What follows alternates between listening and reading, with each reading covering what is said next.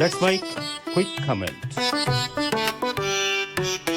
नमस्कार, मैं हूँ Rakhi Jain. Let's my quick comment में आपका स्वागत है। भारत की सबसे प्राचीन पर्वत श्रृंखलाओं में से एक अरावली को लेकर सुप्रीम कोर्ट का हालिया हस्तक्षेप एक बार फिर ये सवाल खड़ा करता है कि विकास और पर्यावरण संरक्षण के बीच संतुलन आखिर कैसे बने। अरावली पर्वतमाला करीब 700 किलोमीटर में फैली हुई है, जो गुजरात से शुरू होकर राजस्थान और हरियाणा होते हुए दिल्ली तक जाती है। ये पर्वत श्रृंखला सिर्फ एक भौगोलिक संरचना नहीं है, बल्कि पश्चिमी भारत के पर्यावरण संतुलन की रीढ़ मानी जाती है। अरावली रेगिस्तान के फैलाव को रोकने, भूजल को रिचार्ज करने, धूल भरी आंधियों से बचाने और स्थानीय जैव विविधता को सुरक्षित रखने में अहम भूमिका निभाती है। इसी अरावली में खनन को लेकर दशकों से विवाद चला आ रहा है। हाल के महीनों में ये विवाद तब और गहरा गया जब सुप्रीम कोर्ट ने 20 नवंबर 2025 को एक आदेश में अरावली की एक नई परिभाषा सामने रखी। इस आदेश के तहत केवल उन्हीं क्षेत्रों को अरावली पर्वत माना गया जिनकी ऊंचाई 100 मीटर या उससे अधिक है। इस परिभाषा का सीधा असर ये था कि 100 मीटर से कम ऊंचाई वाली पहाड़ियां और टीले कानूनी संरक्षण के दायरे से बाहर हो जाते। पर्यावरण विशेषज्ञों और सामाजिक संगठनों ने तुरंत चेतावनी दी कि इस परिभाषा से अरावली का बड़ा हिस्सा खनन और निर्माण गतिविधियों के लिए खुल सकता है। इस आदेश के बाद देश भर में विरोध और चिंता देखने को मिली। इसके चलते सुप्रीम कोर्ट ने 29 दिसंबर 2025 को अपने ही 20 नवंबर वाले आदेश पर फिलहाल रोक लगा दी। कोर्ट ने कहा इस मुद्दे पर और स्पष्टता और विस्तृत समीक्षा की जरूरत है। साथ ही केंद्र सरकार और संबंधित राज्यों से जवाब तलब किया गया और विशेषज्ञों की राय लेने की बात कही गई। इस रोक का मतलब ये है कि फिलहाल नई परिभाषा लागू नहीं होगी और उसके आधार पर कोई नई खनन गतिविधि शुरू नहीं की जा सकती। अगर आंकड़ों की बात करें तो स्थिति काफी गंभीर है। राजस्थान में ही अरावली क्षेत्र के जिलों में 1200 से ज्यादा सक्रिय खनन पट्टे मौजूद हैं, जो करीब 17,000 हेक्टेयर से ज्यादा क्षेत्र में फैले हुए हैं। पूरे राजस्थान में लगभग 10,000 सक्रिय माइनिंग लीज और करीब 18,000 क्वारी लाइसेंस हैं। इनमें से बड़ी संख्या अरावली क्षेत्र से जुड़ी हुई है।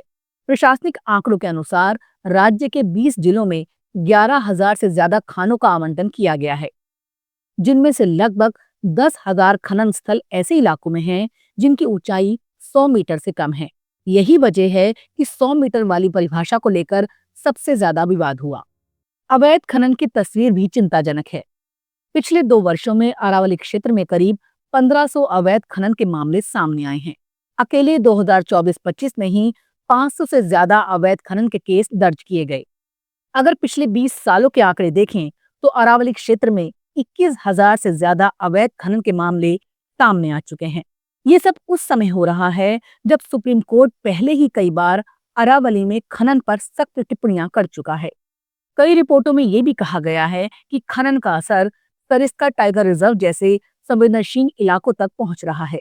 इस पूरे विवाद में राजस्थान के पूर्व मुख्यमंत्री अशोक गहलोत की भूमिका भी अहम रही है। गहलोत ने 100 मीटर वाली परिभाषा का खुलकर विरोध किया और इसे अरावली के लिए बेहद खतरनाक बताया। उनका कहना है इस सीमा को लागू करने से अरावली का लगभग 90% हिस्सा कानूनी सुरक्षा से बाहर हो जाएगा। गहलोत ने इसे अरावली का डेथ सर्टिफिकेट तक कहा और चेतावनी दी, इससे खनन माफिया को खुली छूट मिल सकती है। अशोक गहलोत ने यह भी कहा कि अरावली सिर्फ ऊंचाई से परिभाषित नहीं की जा सकती। छोटी पहाड़ियां और टीले भी उसी पारिस्थितिकी तंत्र का हिस्सा हैं और उन्हें अलग कर देना वैज्ञानिक दृष्टि से गलत है। उन्होंने केंद्र सरकार की रिपोर्ट और रुख पर सवाल उठाए और कहा कि संरक्षण को कमजोर करने वाली किसी भी परिभाषा का दीर्घकालिक असर राजस्थान, हरियाणा और दिल्ली एनसीआर की जलवायु पर पड़ेगा। सुप्रीम कोर्ट द्वारा नवंबर के आदेश पर रोक लगाए जाने के बाद गहलोत ने इस फैसले का स्वागत किया और इसे पर्यावरण के हित में सही दिशा में कदम बताया। कुल मिलाकर अरावली खनन का ये मामला सिर्फ कानून या राजनीति तक सीमित नहीं है। ये सवाल भारत की पर्यावरण नीति, प्राकृतिक संसाधनों के उपयोग और आने वाली पीढ़ियों के भविष्य से जुड़ा हुआ है। सुप्रीम कोर्ट की ओर से फिलहाल रोक लगाना ये संकेत देता है कि अदालत भी इस मुद्दे को हल्के में नहीं लेना चाहती।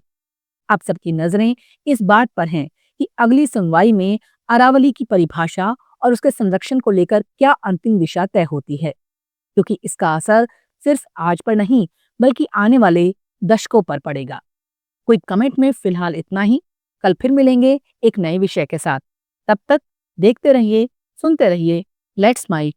नमस्कार। आप सुन रहे थे let's mike more than radio.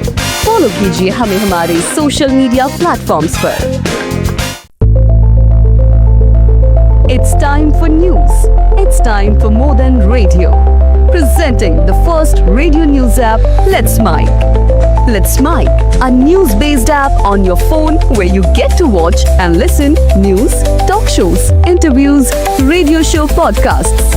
On Let's Mic, you get all relevant information of TV, print, radio, podcast, and digital. Let's Mic talks about every segment of life.